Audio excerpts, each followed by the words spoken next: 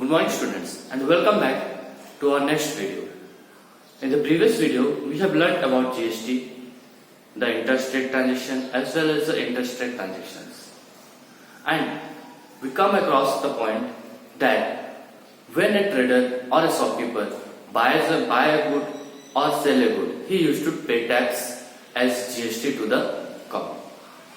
Now our next topic is input tax credit, that is ITC. Suppose students, a shopkeeper while purchasing a good, he has already paid a GST to the government. Similarly, while selling the same good, again he has to pay the tax as GST to the government. In this payment of taxation, you see, while buying the goods as well as selling the goods, he has to pay twice the tax. So, to solve this problem, the government has introduced the input tax credit. Here, what the shopkeeper has to do? Already he is paying tax while purchasing a good, and he has to pay tax for selling of the goods.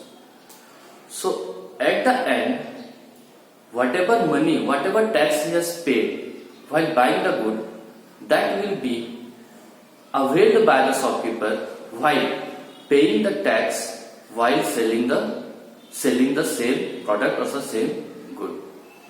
Okay, so here we can see ITC means while paying tax on sale or the output of goods, that is tax paid on the sale of goods, you can avail the tax you have already paid.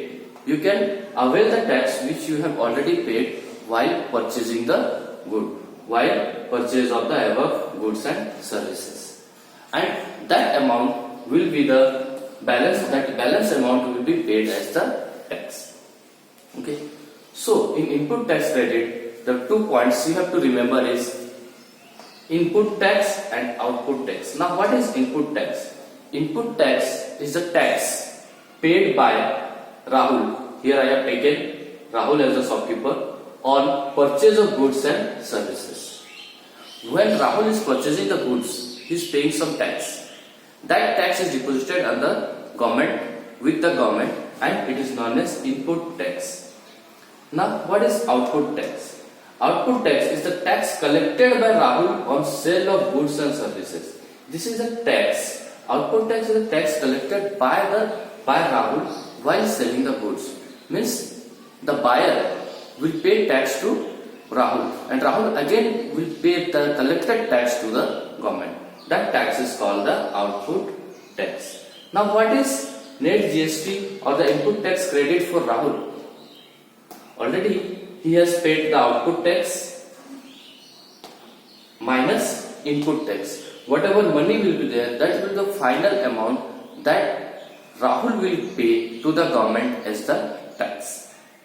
So, for your better understanding, I have taken one example where Rahul is purchasing some goods at rupees 5,000 and paying a rate of GST as 18%. Now, GST paid by Rahul, as we already know, is 18% of 5,000. Rahul paid the GST while purchase of good, that is rupees 900, and he is paying rupees 900 as input tax.